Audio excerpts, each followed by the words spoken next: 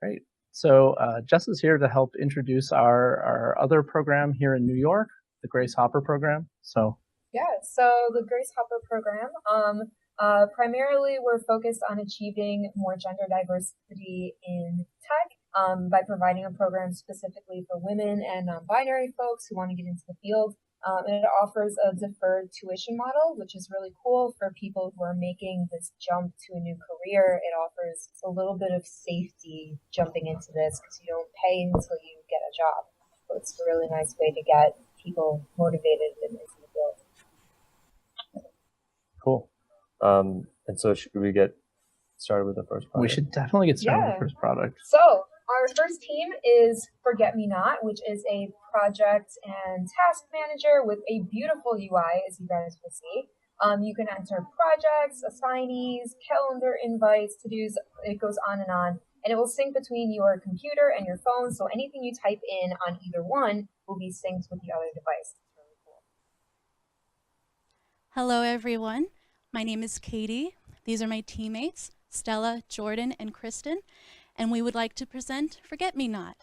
Forget Me Not is a multi-platform application that keeps your tasks in line for your personal and your professional projects.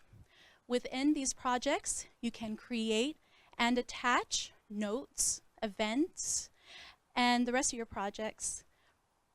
Forget Me Not is a multi-platform application because it is built with your desktop and your mobile phone.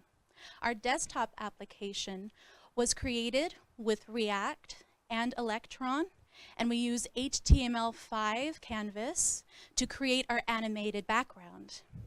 Our mobile application was created with React Native, and we utilize design tools such as Native Base and React Native Elements. We used both, for both applications, we utilize Material UI, and to sync both platforms together, we used Firebase real-time database. And now Stella is going to walk us through our desktop application. For the desktop application, everything the user needs is on the sidebar. So the first is user profile, where the user can view its own information and project list. Adding and deleting a project also happens here. Next is the calendar view, which displays all the project events. Below that, all the circles with colors represent the user's project. The name of the project is displayed as the user hovers over the icon. These colors were randomly generated and assigned upon creation. Each project has its own tab to display the data more efficiently. On the bottom of the screen, there is a button that renders a form, and that allows the user to add new member, notes, or events based on the tab that they're in, and deleting is also possible. Users can assign a specific task to a member included in the project, check it as complete when it's done, save events with dates, and also related photos. Thank you, Stella. After logging in on both desktop and mobile devices, our users Fullstack and Grace Hopper are sent to a custom welcome screen.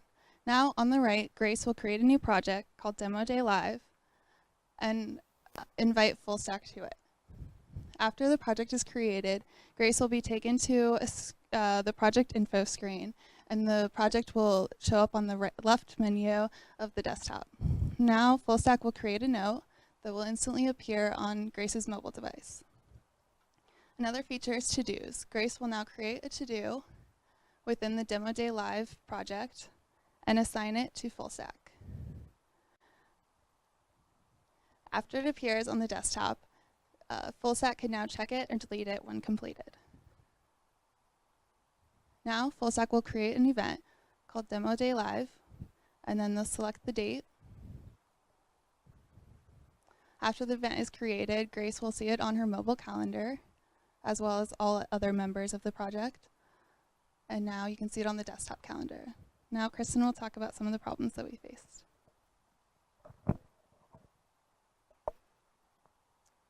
As Jordan and Stella just demonstrated, we viewed the apps as equivalent but with separate user concerns and programming challenges. One of the more challenging features was the calendar. We needed a calendar that would work with our color scheme, allowing us to give multiple dates the assigned colors.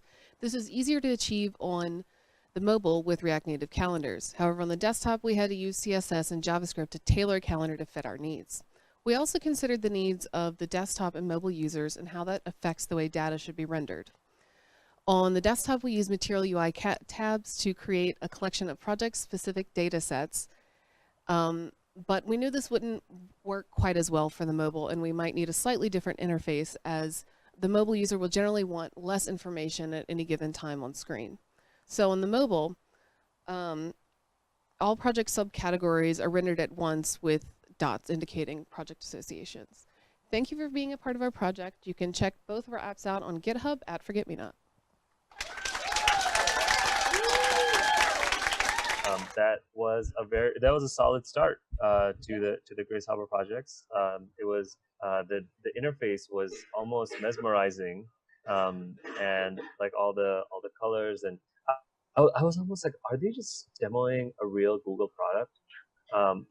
As this, because it was so well, like such a clean design, so well so well created, and all the I think it's very nice. I'm definitely. Oh, sorry. Oh, sorry. It was awesome. It looks beautiful. I was impressed too that they were able to, and this is the second time I think we've seen this today, sort of have two sides to an app. Yeah. The side that you use when you're at your computer and the side that you use when you're out with your phone. And I think that having that sort of interaction between multiple devices in a meaningful way is very, very impressive. Was this the first Electron app? I think it might be. Might have been. Yeah, but it's great. Yeah. We like to see that desktop touch.